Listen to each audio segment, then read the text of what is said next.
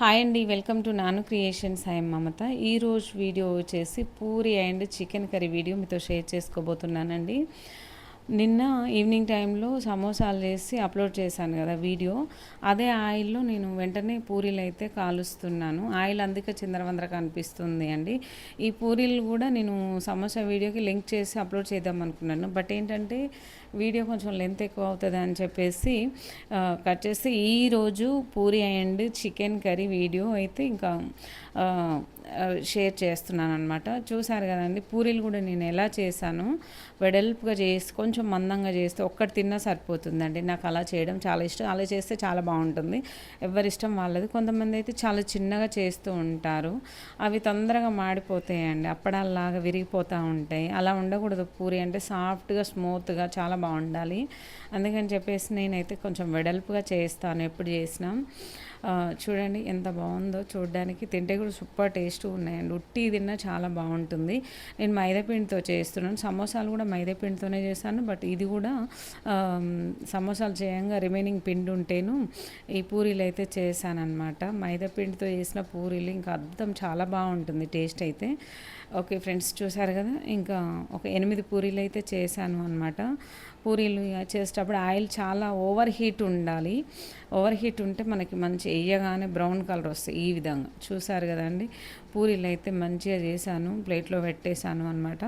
తర్వాత chicken curry అయితే చేస్తున్నానండి. చాలా బాగుంటుంది కదా puri and chicken curry combination. ఉట్టి తిన్నా చాలా బాగుంటుంది.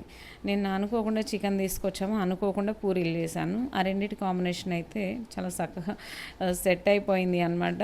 నాకైతే చాలా బాగా నచ్చింది. ఓకే ఫ్రెండ్స్, ఇంక ఇక్కడ చూసారు కదా, ఇక్కడైతే నేను ఒక 4 స్పూన్ల వరకు ఆయిల్ తీసుకున్నాను. ఆయిల్ బాగా హీట్ అవ్వాలి. హీట్ అయిన తర్వాత అందులో మెంతులు, జీలకర్ర వేసుకుందాము. ఈ విధంగా మెంతులు, జీలకర్ర వేసేసుకుందామండి. నేనైతే ప్రతి కూరలో మెంతులు వేస్తూ ఉంటాను. ఈ మెంతులు అనేది మనకి మంచి డైజెస్ట్ అవుతుంది. ఫ్లేవర్ చాలా బాగుంటుంది. టేస్ట్ కూడా సూపర్ ఉంటుంది. ఖచ్చితంగా నేను వేస్తూ ఉంటాను ప్రతి ఒక్క కూరలో కూడా. తర్వాత ఒక ఎండుమిర్చి వేసాను. మ్యారినేషన్ చేశాను చికెన్ అయితే అంతకన్నా ముందే.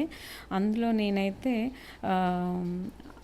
అల్లము, ఎల్లిపాయలు, పచ్చిమిర్చి, ఉల్లిగడ్డ పేస్ట్ చేసి వేసాను. తర్వాత ఉప్పు, కారం, మసాలా వేసాను, పసుపు వేసానండి. ఇవన్నీ కూడా ఎంత తీసుకోవాలో అంత తీసుకొని మ్యారినేషన్ చేశాను. ఒక 20 మినిట్స్ అయితే పక్కన పెట్టేశాను అనమాట. 20 మినిట్స్ తర్వాత ఇంకా ఇది ఆయిల్లో వేస్తున్నాను. చాలా మంచిగా ఉంటుందండి. అన్ని ఫ్రెష్ ఇంగ్రీడియంట్స్ వేసాను, ఫ్రెష్ మసాలాలు వేసాను. చాలా బాగా టేస్ట్ వస్తుంది.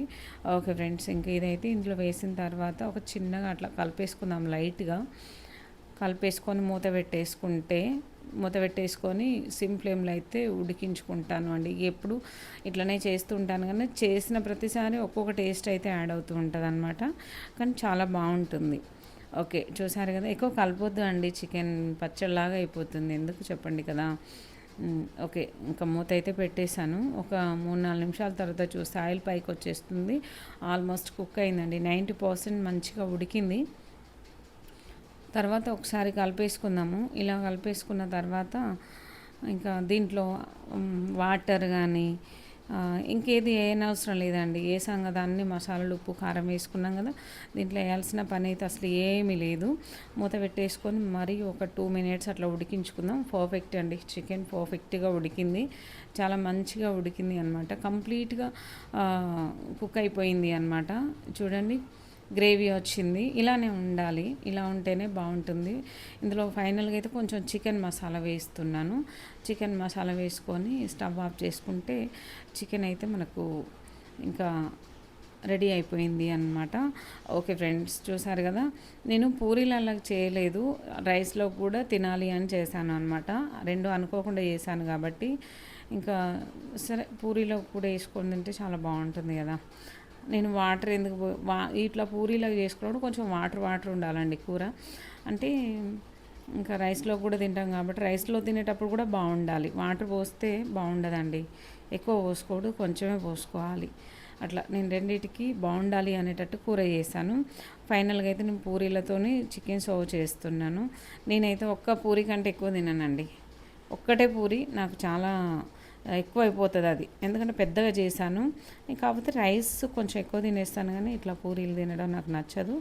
ఓకే ఫ్రెండ్స్, చూసారుగా ఫైనల్గా నా చికెన్ కర్రీ అండ్ పూరీలు ఎంత బాగుంది కదా, తింటే కూడా సూపర్ టేస్ట్ అండి. ఈ వీడియో మీకు నచ్చినట్లయితే లైక్ చేయండి, షేర్ చేయండి, సబ్స్క్రైబ్ చేసుకోండి. Okay friends, bye. Thank you for watching.